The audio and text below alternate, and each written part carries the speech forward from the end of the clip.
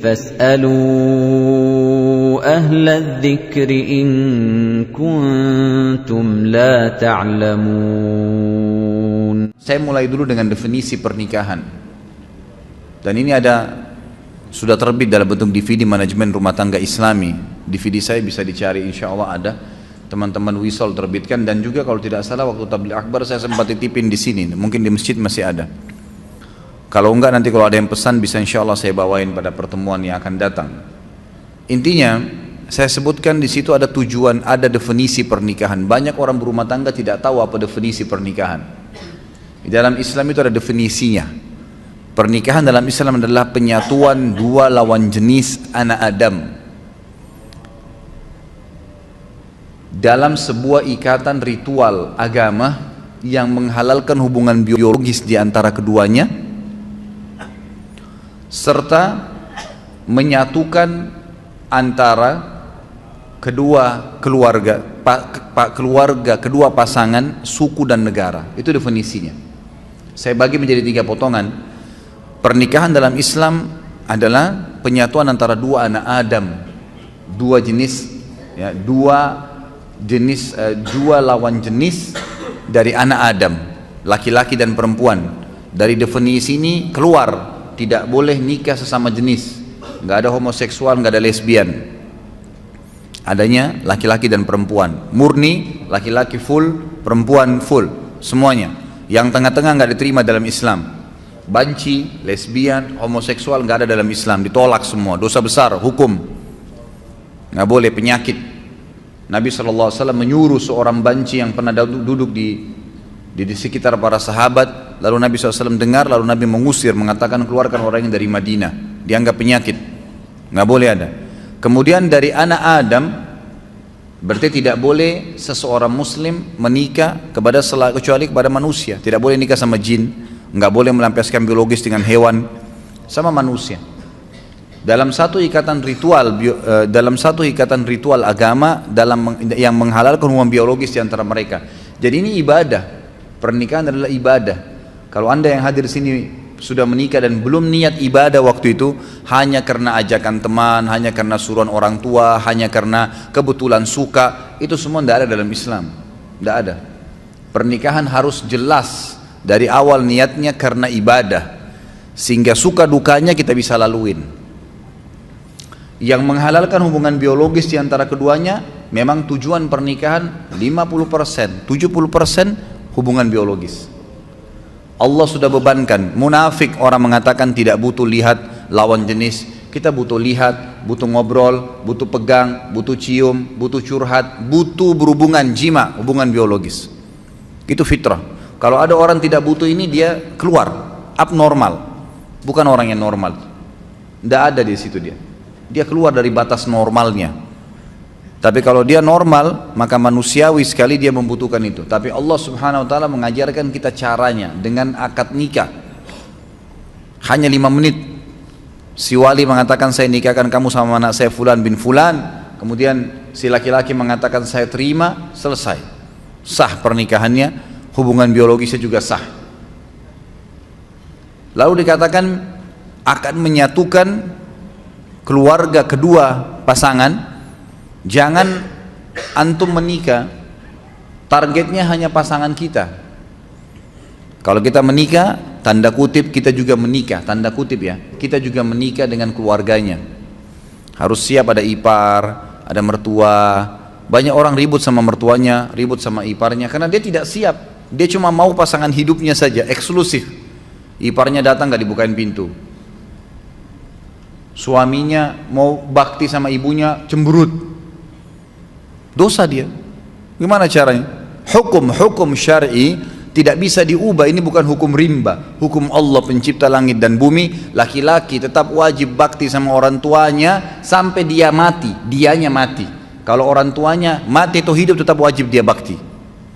Tidak boleh istri menjadi penghalang suaminya untuk ketemu ibunya, bakti, ngantarin makanan, ziarah kuburnya kalau mati. Nggak boleh, haram. Dia harus dukung. Banyak istri bangkang dalam poin ini sampai seorang anak berani bangkang dengan orang tuanya. Bahkan saya tahu ada kejadian di Jakarta karena istrinya nggak suka, tadinya dia belikan rumah ibunya di sebelah rumahnya, dipindahin ibunya. Durhaka sama orang tua. Sampai ulama mengatakan kalau ada seorang anak laki-laki menikah, kemudian dia biarkan ibunya duduk di belakang, istrinya di depan, dia durhaka itu. Ak itu namanya, durhaka. Kecuali ibunya yang minta. Tidak boleh. Dan ini wanita harus paham nih. Nggak bisa. Kalau wanita seperti ini diceraikan, halal dalam agama Islam. Dia menjadi penyebab si anak putus dengan orang tuanya, halal diceraikan. Nggak boleh. Lain kalau perempuan yang memang menikah suaminya nomor satu. Sama Anda juga sebagai laki-laki, tahu perempuan ini pada saat menikah dia punya orang tua, dia punya anak, dia punya saudara, kita punya ipar, harus bisa datang ke rumah, bertemu. Ustadz, mertua saya cerewet, nggak apa-apa, cobaan.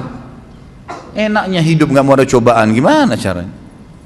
Harus ada cobaannya. Ada orang dicoba di pasangan hidupnya, di mertuanya, di iparnya, di anaknya, di tetangganya, banyak, harus ada cobaan. Kalau nggak ada cobaan, hidup kita datar terus, nggak ada seninya kehidupan ini.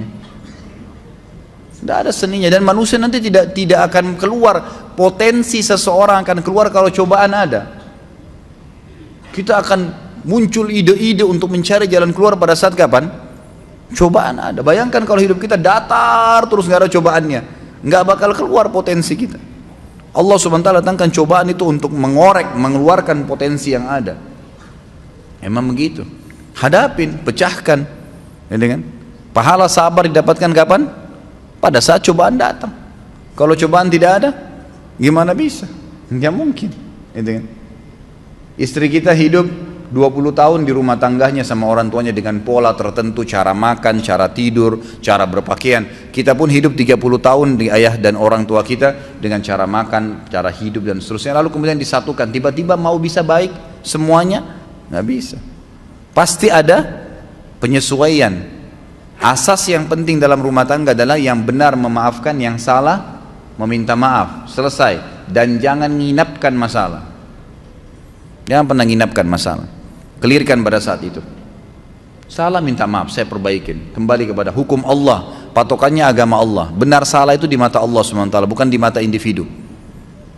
Banyak orang laki-laki lemah, begitu istrinya marah sama dia, gara-gara dia pergi ke ibunya, langsung dia, ya sudah saya nggak usah ke ibu deh kalau begitu. Daripada saya ribut sama istri saya. Subhanallah. Dudukkan istri Anda. Kamu tahu nggak hukum agama saya wajib bakti dengan ibu saya? Durhaka saya kalau nggak kesana. Kamu pun berdosa kalau kamu lakukan ini. Memang harus begitu. Jangan malah salah di sini, kendor. Harus jelas ya. Kalau perlu seorang istri sokong, kamu ke ibumu, ayo saya temenin. Kapan ke ibu, kapan ke ayah. Berikan sokongan. Kemudian dalam pernikahan juga ada tujuan, teman-teman sekalian, harus ada tujuan. Tujuan pertama itu perluasan hubungan. Memang itu tujuannya. A'udzubillahi minasyaitonirrajim. Ya ayuhan nas, inna khalaqnakum min dzakarin wa untha wa ja'alnakum syu'uban wa qabaila lita'arafu.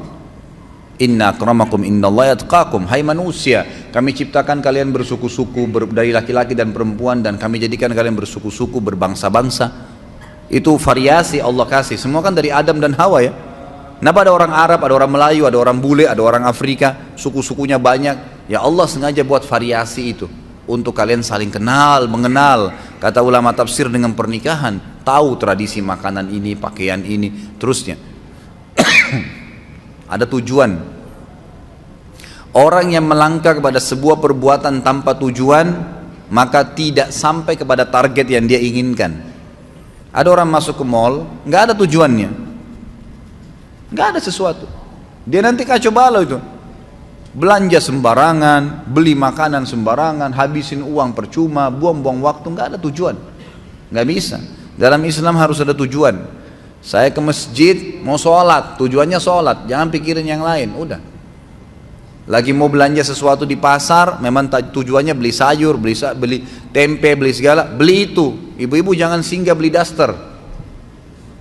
Nggak boleh, harus tujuannya jelas. Kalau enggak kemana-mana tuh nanti. Tujuan harus ada. Kita kerja di satu perusahaan, tujuannya ada target. Orang kalau cuma sekedar ya kebetulan supaya saya kerja deh, nggak bakal meningkat prestasinya, nggak bakalan. 10 tahun begitu terus jabatannya. Tapi kalau ada tujuan saya masuk di sini apa nih? kelas tertingginya dalam target di perusahaan ini apa? 1, 2, 3, 4, 5 jenjangnya. Target saya 2 tahun saya sudah harus sampai di tingkat yang kelima. Harus ada target. Nggak bisa, dan itu dengan tujuan kita masuk ke situ. Tujuan berumah tangga ada.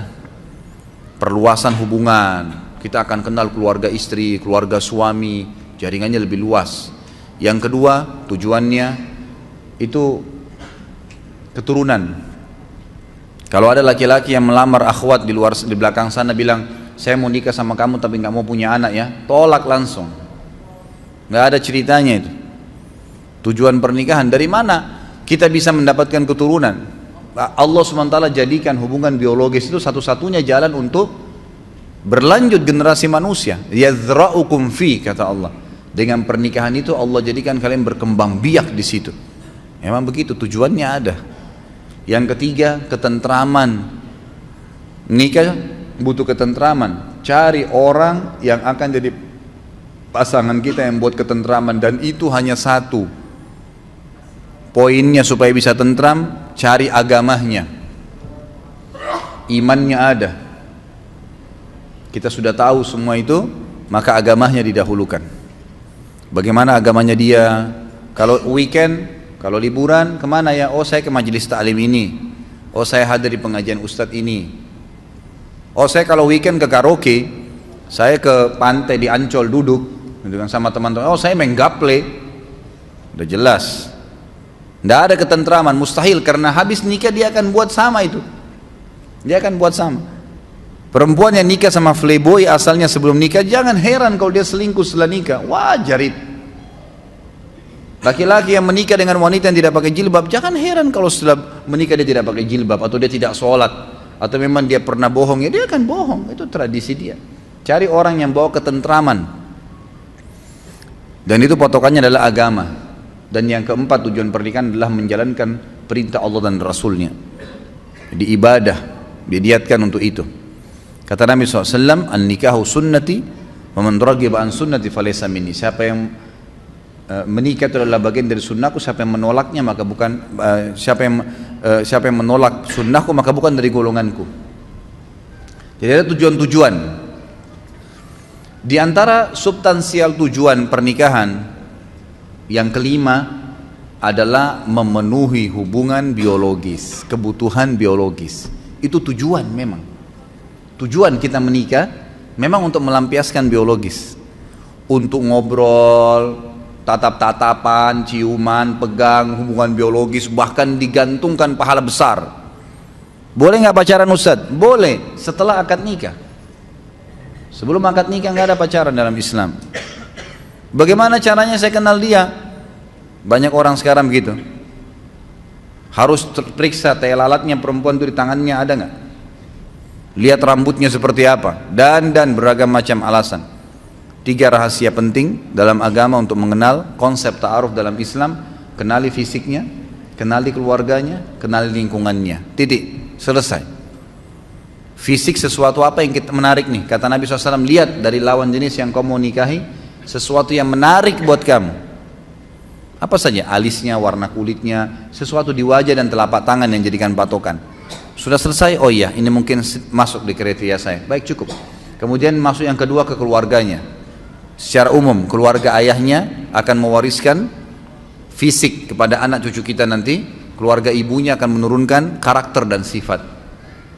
Saya sudah pernah jelaskan yang sahabat kulitnya putih, istrinya putih, anaknya hitam seperti anak Afrika. Suaminya langsung bilang, pasti kau selingkuh. Kok bisa saya putih, kamu putih, ini hitam keluar nih. Kata istrinya, demi Allah saya nggak pernah disentuh kecuali sama kamu. Ribut, didengar oleh Nabi SAW, dilapor, ya Rasulullah, nih lihat nih, putih-putih ini hitam. Gimana bisa? Nabi SAW diam sejenak, datang wahyu. Lalu Nabi SAW tanya, sesuai dengan wahyu kepada laki-laki tersebut, ada gak kakekmu kulitnya hitam begini? Dia bilang ada, ini keturunannya itu. Jadi fisik turun, makanya biasa kita dapat suami istri mukanya beda sama anaknya kan? Karena itu dari kakek-kakeknya, dari turunan ayah mereka. Jadi turunan ayah istri dan turunan ayah suami itu sama, nanti menurunkan, mewariskan fisik secara global ya. Jangan dilihat substansialnya, secara global.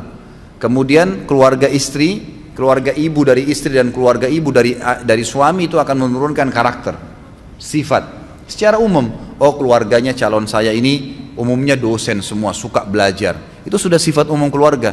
Ada satu pemabuk, satu ini nggak dihitung. Umum global ini yang dijadikan patokan. Kemudian kenali lingkungannya. Boleh orang kalau ta'aruf tanya, kebiasaannya apa ya? Kerja di mana? Oh kebiasaan saya kalau lagi iseng saya pulang kantor ke karaoke, duduk sampai jam 12.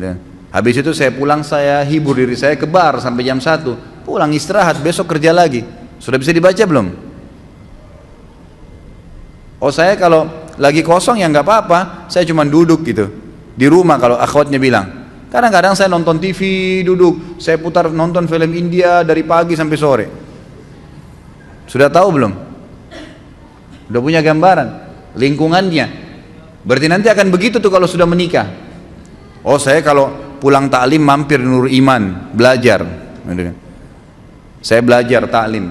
Oh saya kalau weekend saya hadir tablik akbar di sini. Dan seterusnya. Saya mulai ikut tahfidz Quran beberapa surah di store setiap minggu. Nah itu berarti kita tahu lingkungannya. Nah ini berarti bagus nih, gitu kan? Itu saja, nggak perlu pacaran keluar sama-sama, nggak usah. Semoga Allah berikan hidayah. Kadang-kadang ada orang tua, kok bisa itu? Datang laki-laki malam minggu, tante, om pamit ya, saya mau bawa anaknya. Iya silahkan. Masya Allah. Silahkan dibawa ke Ancol, dibawa ke bioskop dingin-dingin terus nggak zina. Bohong, nggak zina. Bagaimana caranya nggak zina? Gitu kan? Nggak ada, paling sedikit itu sudah iktirab ke zina. Ujung-ujungnya, nggak bisa, susah. Nanti hamil di luar nikah, sibuk nikahkan. Bagaimana? Dari mana sahnya nikahnya orang hamil itu? Mana anaknya nggak jelas statusnya, nggak boleh dinisbatkan kepada pemilik sperma, nggak ada hak waris di antara mereka. Kalau anaknya perempuan dari hasil zina, dia nggak punya hak wali. Banyak sekali rentetan hukumnya. Tujuan pernikahan termasuk yang tidak kalah pentingnya adalah kebutuhan biologis. Itu nggak bisa dipungkirin. Teman-teman kalau yang punya anak, jangan tunda mereka menikah, nikahkan. Karena kadang-kadang subhanallah fitnah terjadi.